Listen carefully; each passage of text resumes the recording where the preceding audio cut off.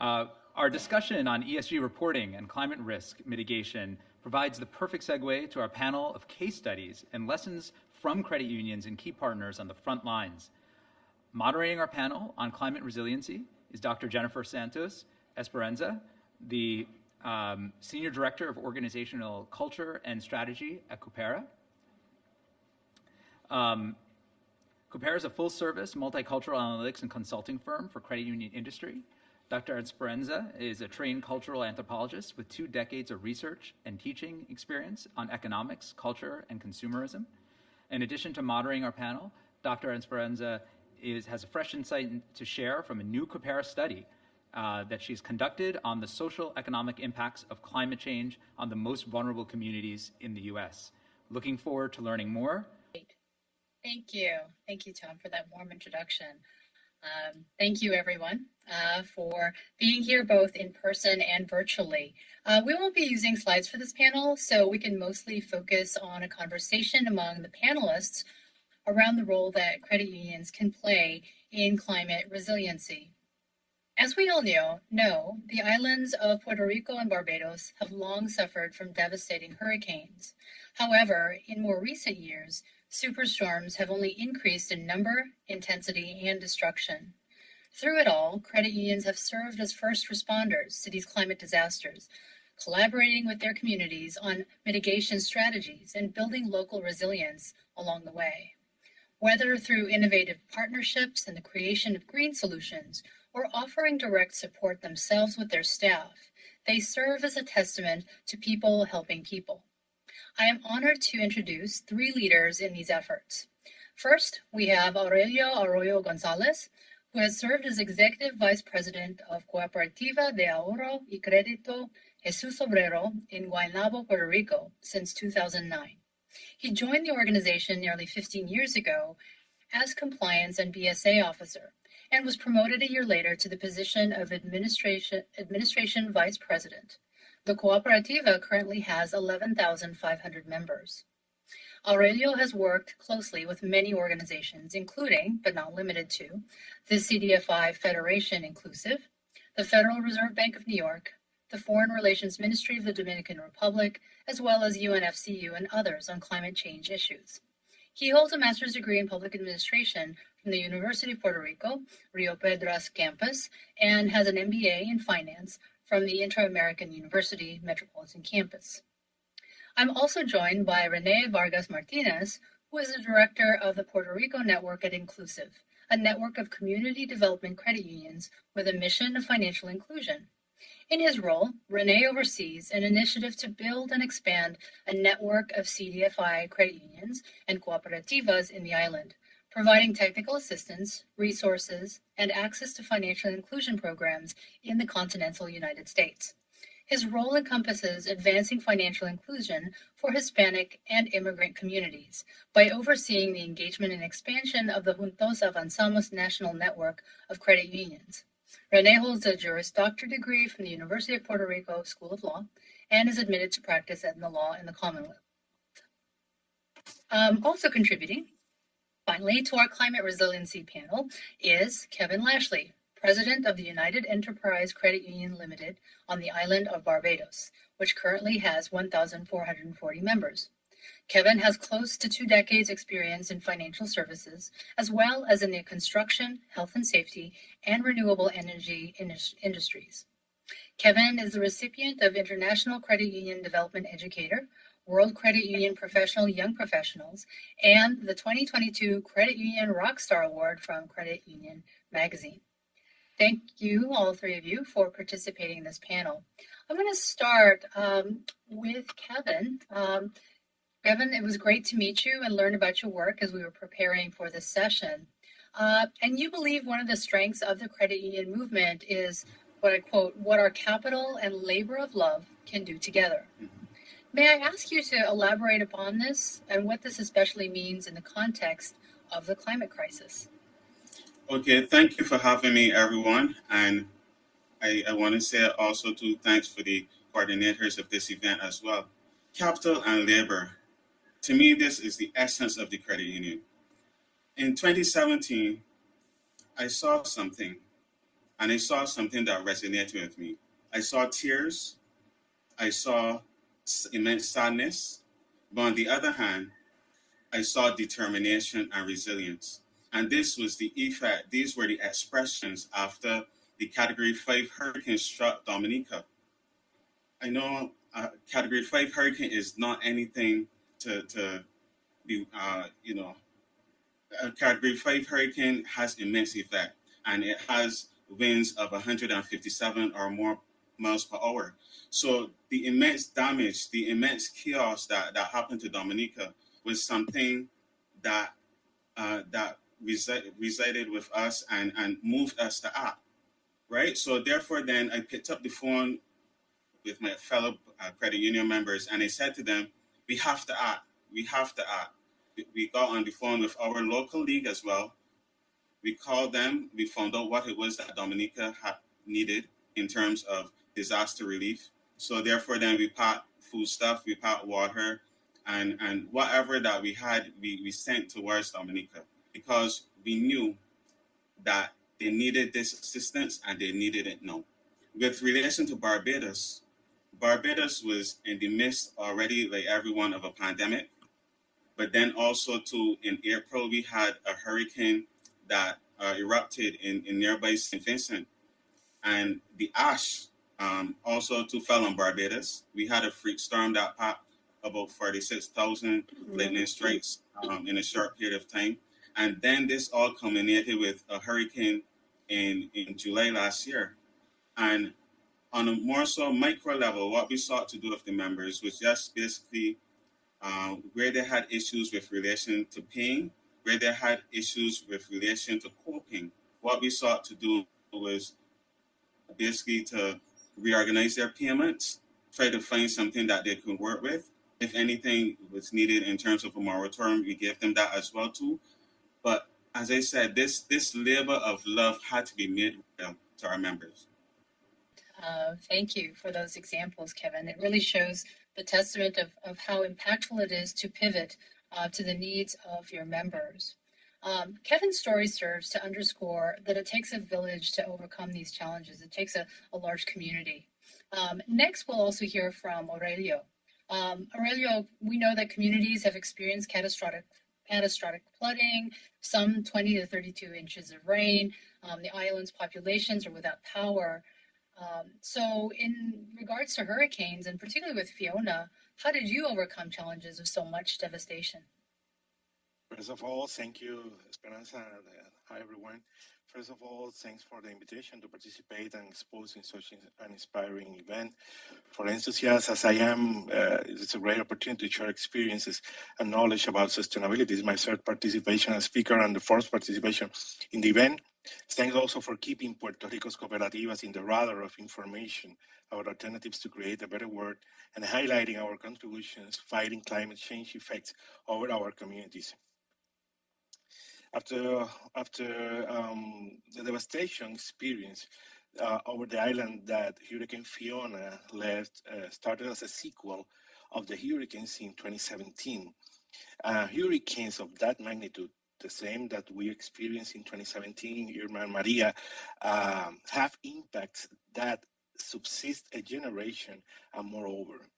It is important to highlight because many of the floods and landslides were the result that we experienced during Hurricane Fiona were the result of the scars and wounds that the 2017 hurricane left over the geography of the island. At the same time, many of the effects and losses on properties, especially in in low um, low and moderate income sectors are related to the lack of access of many people to safe and affordable housing. It is important to highlight because this is not only physical damages that we experience. Also, we have a collective psyches, a collective impact in the state of mind of our people over our community. So the people has to take action, and we as cooperativa and community development financial institution has a very important role to overcome and to help our people to overcome all those risks. related with the natural phenomenon or meteorological phenomenon. At the same time, in addition, as many know, the island's electrical system is very weak and has a poor capacity to deal with the impacts. Okay, with the impacts of meteorological phenomena as those as we are exposed. In terms of our response to the effects of Fiona, we have much better operational response and recovery capability than we had during the events of 2017. Our ability to restore operation is much greater because the experience that we have that we had in 2017, it was so important to highlight because uh, even with the conditions and warnings in effect over the island of hurricane and tropical storm in effect over the island, we arrived at the cooperativa. We arrived to the cooperativa the next day after the impact of the hurricane, and we start organizing to start operation 24 after the impact of Fiona. It was almost the same in terms of hurricane 2017. It was 48 hours. We start operation 48 hours after the hurricane, and more than 90%, more than 90 to 95% of cooperativas over the island start operation 24 hours after the impact of the hurricanes. It's very important because we are the first line of financial response for our members and our community. Also, our community organizations that assist our members in terms of the recovery, in terms of the food, the water, and the primary needs that they have. Great, thank you. That's really inspirational. Thanks for sharing and showcasing this important work that the cooperativas have done in response to the hurricane, and particularly how quickly they responded. As a follow-up, Aurelio, can you please tell us a little bit more about your work on renewable energy financing models and the development of renewable energy microgrids that helped mitigate the disaster? And after that, we'll also segue into Rene. But yeah. Sure. In 20, we start exploring the need of creation of financing of solar financing model in the island in 2011. We start working with an electrical engineer from our community that reached us to start exploring the alternative. In 2013, we start our pilot program. In 2014, we insert the first loan guideline, solar loan guidelines in the island that today is the most used throughout the cooperativas industry, and it is the same that is teach in solar financing programs all around the U.S. It's a solar financing. Since now, at this time, we have financed more than 650 solar system, residential solar system, but also 10% of our solar loan portfolio belongs to small and micro businesses that we help to install solar system, solar panel.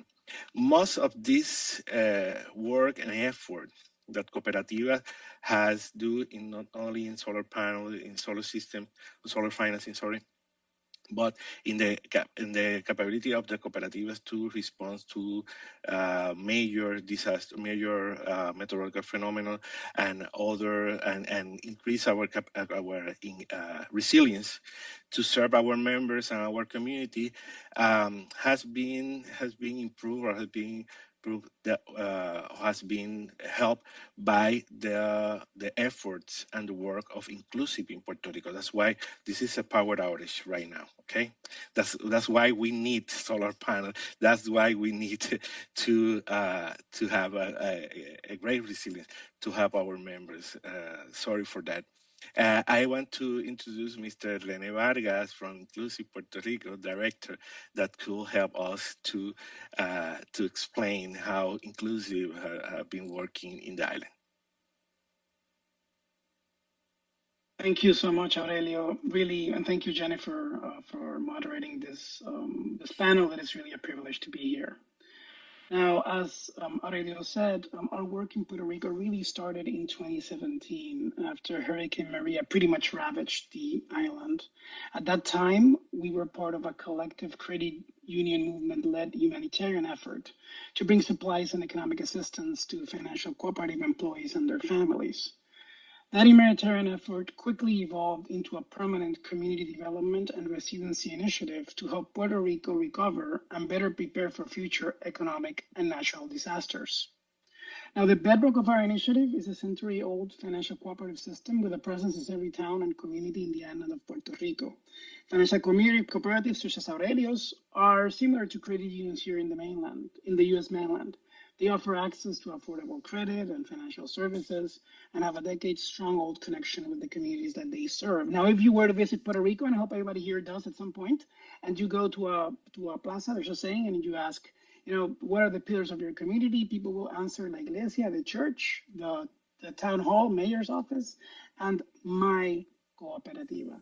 Now, as of today, cooperatives serve 1.3 million people in the island of Puerto Rico, almost a third of the population, and collectively hold 11.3 billion in community-controlled assets. Now, during and after Hurricane Fiona, really cooperativas effectively became hubs for their communities, providing water, power, communications, and even food and shelter. As community-based financial institutions, they became sort of central banks in a cash-intensive environment. Remember, communications and energy were gone for months, safekeeping that money from local merchants and making cash available to consumers for the purchase of basic staples. Accounts, and Aurelio can talk about this, accounts were overdrawn without fees or penalties, checks were honored without systems to verify funding availability, loan payment extensions were given, emergency loans were granted to all members and communities, regardless if they were members of the cooperativas or no. They became financial first responders and put the well-being of their communities first. And this work has really been supported by Puerto Ricans throughout the country, as they have seen during the past 5 years, and now after Hurricane Maria, a dramatic increase in loans, assets, and deposits. Yet, with all of this work that financial cooperativas have done, they have been isolated from the credit union industry in the United States. There are reasons for that. We won't go into that. And the resources available for them to expand their works as engines of economic development and resiliency in their communities. For example, before 2017, cooperativas, even though they met all of the criteria to be community development financial institutions, had never applied for it. Since 2018, we've been working side by side with cooperative leaders such as Aurelio and organizations and communities toward the adoption of the CDFI model through on-the-ground convenings, peer-to-peer exchanges, and individual technical assistance. And I can say that we have been successful. 79 cooperativas are now CDFIs. They have received more than $76 million in community development funding, and a substantial part of this funding has been used to increase the resiliency of cooperativas and launch new products, including solar and other green lending alternatives, such as the one that Aurelio Cooperativas offers. And we believe that with access to these resources to expand capacity, cooperativas will continue to be able to leverage their funds to offer affordable housing, green financing, micro and community business initiatives. On to you, Jennifer. Thank you so much, Renee. That really speaks again to the diversity of assistance that cooperativas have provided, as opposed to staying in one single lane. It really helps to know that you make the best impact by, participating in a robust array of a variety of different interventions. Please, as a reminder, if we can have everybody mute their microphones. We still have some participants who have logged in and their microphones are unmuted. So please do so because we can hear that. Thank you. So this leads me to my next question, and going back to Kevin. We've talked so far about the power of effective partnerships that cooperatives have made. And Kevin, you said that leadership is about enabling people to maximize their potential and meeting your members' financial needs. How has your credit union's response to climate refugees enabled United Enterprise to do just this? Okay, so one of the things that United Enterprise has done, which we think is a bit creative, is that On the individual level, the members may not necessarily have the finance to necessarily uh, like help propel this agenda as quickly as we would like it to be. So, we have the 2030 agenda. So, but collectively, united as an entity, we believe that we could make a significant difference. So we sought to basically lead by example through investing in our own solar project. And this was to invest in a solar project that is on a third party's roof. So the funds that would be generated from that, we can then use to turn around and aid in increasing deposit interest in the capital of the organization. But Jennifer, there was something that as I looked at this venture that I began to think about, and I said, we really, really have to make the business case for renewable energy. And so I called the person who who installed the solar, and I said to them, would it be possible for you to tell me like how much CO2 emissions are being avoided, whether it be by vehicle, by plants, by the output of this investment? And they said, that's a unique question. I'll go and check it out. And they went and they checked it out. So we were able to see how much emissions were being avoided for vehicles, and for other things that we might use and such like that. So that assists with the business case. And us, I think we're basically the first credit union in Barbados to deal with it so directly. So therefore, then that is how I think, and that is how I know that we at Shark Leadership with relation to renewable energy. Great, thank you, Kevin. And if I can share my screen, hopefully this will work here. You shared with me a photograph, actually, of solar panels. I don't know if you're able to see this. Yeah, if you could tell us a little bit more about these solar panels. Right. So basically, this photo was captured by a drone, and it took approximately about 3 to 4 weeks.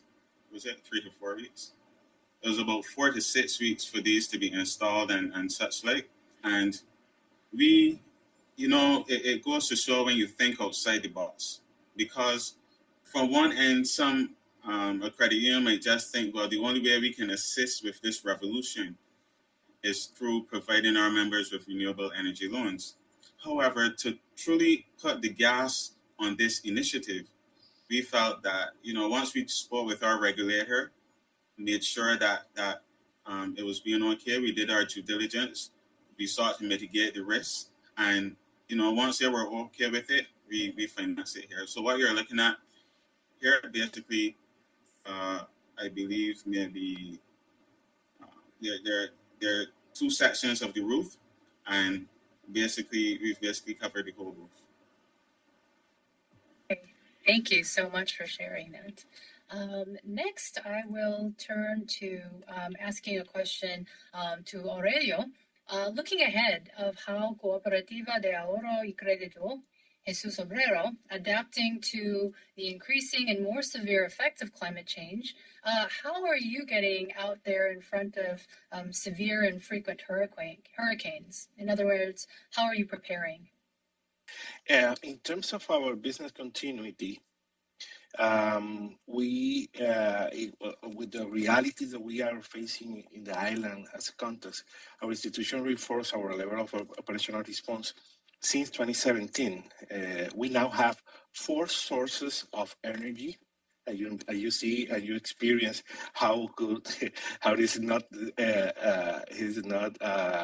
all the energy needs that we need right now. We have 4 sources of energy. The main grid, we have 2 emergency electric generators with fuel reserves that could operate in periods of 12 hours and alternate the process to expand the maintenance and the operational of those generators. We also have fuel reserve, and we have a solar panel system that provides 80% of our branch energy needs. We do not only create the model, the solar loan or solar financing model for the cooperatives in the island.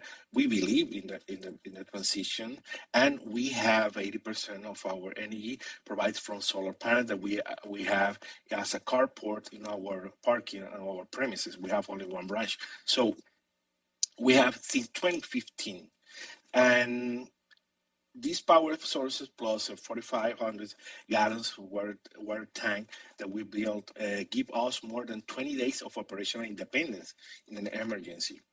We know that the government collapse in hurricanes, not only local federal government collapse also. Here in the island have no protocols to deal with the problem that the major hurricane present for the communities and for the people in the island. So for the citizenship. So we have to create a model of independence in terms of continuity, and it gives us all those resilience process give us this independence of 20 days. Now we are starting our fifth energy source, which is an expansion of our solar panel system that will give us a total offset of the energy bill and a reserve of batteries to supply the uninterrupted need of the data center and the on-premises ATM to give services in a process, uninterrupted in a process. If we are facing a major meteorological phenomenon, I don't like to say natural phenomenon because I consider the natural disaster, because I consider the human being is the natural disaster that intervene with the nature. Also, it's very important, as I highlighted in my first answer, that we have a huge sector of our population with less opportunity to access affordable and secure housing, and specifically the LMI sector, that the sector that we serve as a community development credit union in the island, or cooperativa in the island. So we improve our program, our access. We join efforts with a program with the government and for first-time home buyers, and we open and we increase our and we experience a growth of 350% of impact, getting people displaced by 2017 hurricane, millennials, and other groups with poor access to safe and affordable housing to obtain a home since 2017. Also, we are working in two ways, not only to expand our solar financing system, to expand our ability to respond to emergency, climate emergency, also to expand the access of our members to affordable and secure housing. Most of them were displaced in 2017 hurricane. So we are observing, and we are creating a more effective ties with community organizations that help people also and work with the community and work with the people in our community to assist in emergency also. So we are working in two ways to improve our ability to respond to emergencies. Great, thank you so much. I really like how you talked about creating that model of independence when it comes to electricity and the solar power grid, and really enacting it within the credit union itself, so that you are walking the walk, as they say, modeling what you hope the rest of the community can do. Now, you just talked about partnerships, and so this is a great segue to talk a little bit with Renee about partnerships and how can financial cooperatives help build community resiliency and provide their members with a more sustainable future. For Jennifer, and really financial cooperatives such as Kevin's and Aurelio's are already out on the front lines. They are providing services that plug holes in our financial system, and often, as you have heard, in the communities facing the greatest impacts from climate change and the highest levels of energy cost burden. They have an obligation and an opportunity to support their communities in accessing clean energy transition and building a more sustainable future. Now, there are many ways financial cooperatives can help. They can help by designing and deploying affordable green products and services that respond to the needs of their communities. Products to finance efficient home appliance upgrades, energy efficiency upgrades in homes, new and used electric vehicles, solar and solar-powered battery storage projects for homes and businesses, and by providing capital for small business that are helping retrofit and put solar panels into houses and businesses throughout their respective regions. Now, we have found that credit unions that offer green loan products have quickly built success in green and resilience-focused lending. And they are the ideal vehicle to make the clean energy transition accessible and affordable for climate-impacted communities. Now, I can speak for, in the case of Puerto Rico, credit unions in Puerto Rico have really ramped up their green lending initiatives. For example, financial cooperatives have focused on solar loans and other green loans, seeing a fourfold increase in origination for the last 2 years. There's a huge demand, and cooperativas there to support that demand. Another way is to become integrated as part of the community's response infrastructure, to become an active player before disaster has hit, partnering with local community and government agencies to use the resources that the credit union has in service of the community when there is a natural disaster. As I explained earlier, many financial cooperatives really became community hubs after Hurricanes Maria and Fiona, but there is one particular example that I would like to highlight, and that is Cooperativa La Sagrada Familia. This is a CDFI credit union in the mountains of Puerto Rico. They're headquartered in the rural town of Corozal. And after Hurricane Maria, after seeing the devastation and how the community really reeled from that impact, the Cooperativa decided to invest and build what is called the OASIS Disaster Response Center in the mountains of the neighboring town of Naranjito. And the purpose of this center is for it to become a resource and supply distribution centers for 4 towns, totaling around 128,000 people. Now, the Oasis is sort of built to not depend on anything. It has satellite internet, reserves of diesel. It has its own well and water supply, ample community meeting facilities and a kitchen, and it will soon be powered by solar panel. And last year, the Oasis was designated by the Puerto Rico government as a macro community hub.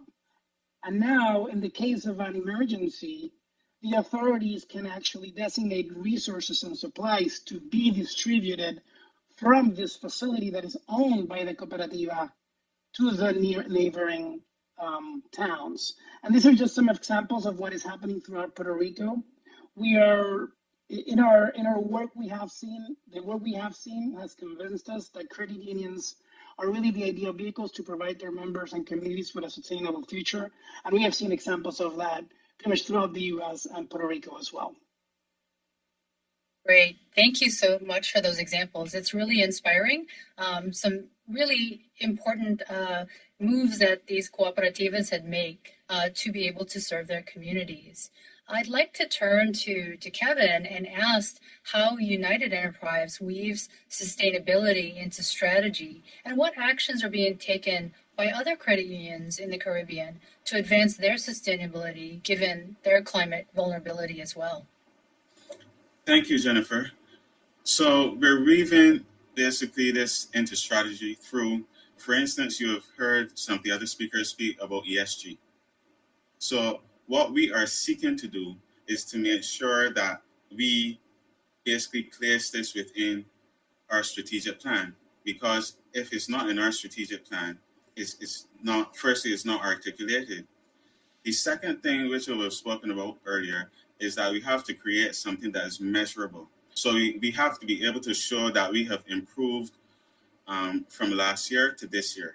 We have to be able to show that we're making a bigger impact than we did last year, this year as well too, so that we keep moving in the right direction to achieve that goal of 2030, which I believe is very much possible. The next thing that I want to say in terms of strategy is no use if the culture isn't changed. As one of the management theorists says, culture eats strategy for breakfast. I would add lunch and dinner as well too. If you do not drive that awareness among the staff, if you do not drive that awareness among the members, then your strategy will sit as a nice document and it wouldn't be fleshed out. So I want to conclude by saying the main thing that we are trying to achieve is climate resilience. Climate resilience is the sum of three main parts. That is basically the preparation, that is basically the recovery, but then also to adaptation. And we have to find a way that we impact each of these sections to allow for our membership and indeed our world to become a better place. With relation to the credit unions throughout the Caribbean as well too, the credit unions have started an initiative, for instance, in Barbados, where they're seeking to form a renewable energy cooperative.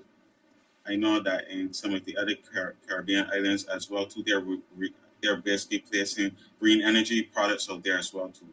So because we know we are on the front lines, our prime minister right now is in South Africa, having just spoken at the climate conference in Egypt, and she's now in South Africa, basically reminding everyone that we are the front lines of this and that we can do it, but we have to do it together.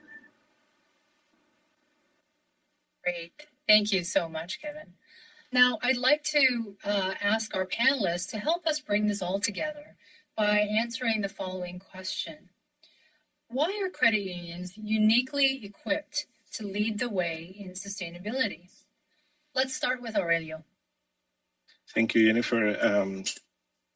I think Puerto Rico has experienced a process of shrinking the financial system. In 2010, we had more than 10 private banks operating in the island, but now are only 3 banks.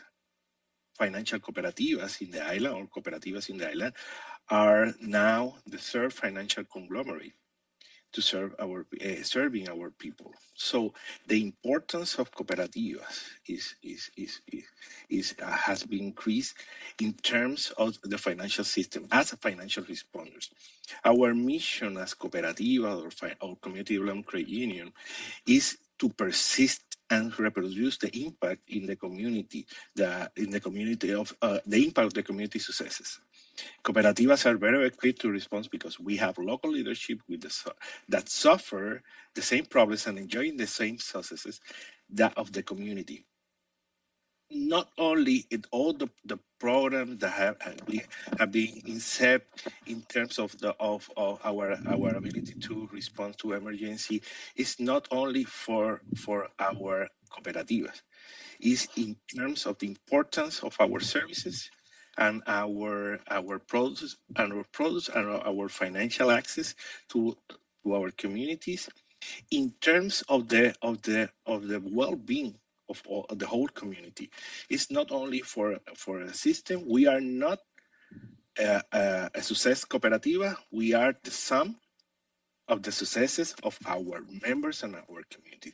That's why we are better equipped to serve our community in terms of all the climate risk that we are facing, and in the Caribbean, Kevin has experienced, and Renee and I experienced, it increased. So I have to thanks again the opportunity to highlight that the importance that we have in terms of our financial industry. Thank you, Aurelio. Renee? Definitely. Wow, it's hard to follow Aurelio on that. But look, credit unions, they were formed by their communities, by their own community members, because there was a need in the community that wasn't met by anyone else. They already have deep ties to that community, and they already have extensive experience developing financial products to meet the needs of their members, especially those that have been excluded from the mainstream financial system. So it's basically a matter of leveraging and using that relationship and those resources that have been developed throughout the years um, to to work with this very real climate threats that we're facing at this point.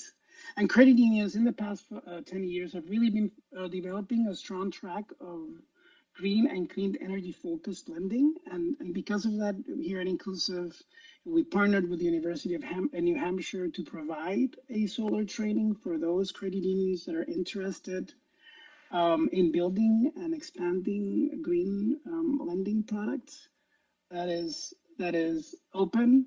And we have developed all of these initiatives because we are convinced that credit unions are the ideal vehicles, that they should definitely lead the way when it comes to building resiliency in their communities. Absolutely. Thank you. And finally, Kevin, how are credit unions uniquely equipped to lead the way in sustainability? Jennifer, I love this question. As you answered the question, my mind started to think, and when I heard the word uniquely, it made me think to myself that what is it that credit unions have an advantage in terms of dealing with the climate crisis? And the climate crisis, once again, is the challenge for our generation, but also to the generation to come. So as I thought about it, the simple answer is capital. No, that simple answer branches out into what I would figure would be three main areas. The first would be uh, human capital. Human capital in terms of what is the credit union based on? The credit union is based on people helping people. And since that's at our core, our people can basically, in terms of their initiative and their determination, help to fight this crisis. The next one would be capital from a financial point of view. The collective funds of each individual form the credit union. The credit union is a combination of a group of individuals. And what we may not be able to do individually, we can do together. As the word says, together everyone achieves much. So therefore, then once we put our funds together, the credit union then has the energy to do the things which may be called the heavy lifting, because we have more resources. The last one would be what I would call the culture capital. And the culture capital means that one of the credit union's foundational values is education. And with the credit union's foundational value being education, it means that we have the ability to change mindsets, to change beliefs, to change those idiosyncrasies which we all might have, to help us to focus all on one goal and resolve this beast that we call the climate crisis. Thanks. Thank you. Thank you so much, everyone. What I'm hearing as you shared your stories of what your cooperatives have done and what you continue to do are really some key takeaways, which I'd like to summarize here. First of all, what I'm hearing has been most impactful is if there is preemptive planning, or as Renee had said, become an active player before disaster hits, right?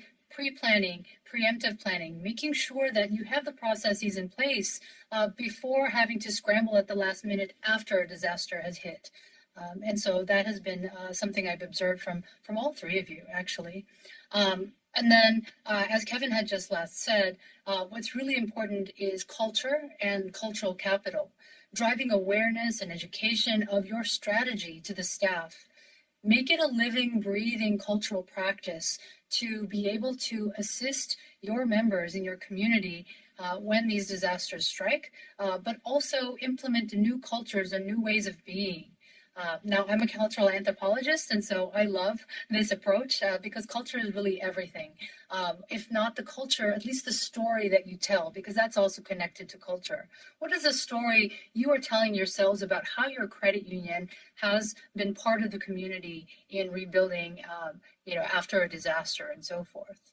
And then finally, what we hear from Aurelio is, I love this idea that we are the sum of the successes in our communities and what our cooperatives have done.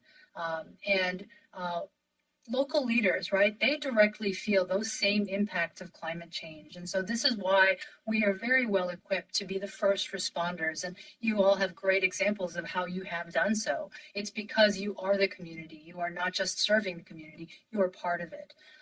And this also leads us to think about how empathy is key. Empathy really helps us drive our mission, to help us understand the why.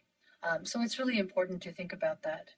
Now it comes to my own observations about my work with Coopera. We are, a consulting firm based out of Iowa, and yet we serve all credit unions across the United States. And one of the things that I've observed for those credit unions that have been able to be there for their communities during, disasters and so forth is that they have an existing process and infrastructure that easily adapts to accommodate to the unpredictable impact of climate disasters. As all three of you have also talked about, that preemptive planning and strategy. Previous, credit unions have shown a commitment to not continue with business as usual, but a real commitment to change and innovate as a key to becoming resilient. This means being able to pivot and respond to the realities of the communities. I like how Renee talked about, ways in which, cooperatives scrambled to be able to provide financial services and, to be flexible with the rules and being able to, accommodate for late payments and so forth. This is what we really need to do. Credit unions have done the best when they serve their members according to their needs and according to especially the ones who are most vulnerable in the community and prioritizing how we can be of assistance to them. When I think about our situation here in the mainland US, when it comes to the recovery period after climate disasters, we have to think about who are the people who are often at the front lines of cleanup and rebuilding the devastated areas. It's oftentimes undocumented migrants, as well as formerly incarcerated individuals. And yet, these individuals may not be eligible for federal disaster relief funds to help them with the cleanup efforts and recovery of their own homes. So how can credit unions provide that kind of relief, for example, with ITIN lending, to ensure that we're doing right by the very people who are helping us rebuild our own communities? Right? Borrowing from a key term earlier this morning from Rodney Hood, it's about intentionality. So let's think about how we can be intentional towards serving those most vulnerable community members in ways that others have not been there for them. We can be their champions. And so finally, I think this wraps us up. I don't know if our panelists have any last words to share. We've had a great conversation about the front lines of action on the climate crisis with a great many lessons learned from our panel. So thank you very much, Renee, Kevin, and Aurelio. Thank you. That was really inspirational, seeing the role credit unions are playing on the front lines as basically almost heroes in their community. And specifically for Kevin, I think all of the UNFCU staff here, I know, jumped out of your seat when you said culture will eat strategy for breakfast. That's like, I know we do a lot on strategy. And by the way you described the important role credit unions play and how aligned they are to this work in their communities, I almost thought well, he could be sitting in this chair next year if we can get him here from Barbados. So thank you so much. Thank you for the whole panel. Thank you, Dr. Esperanza.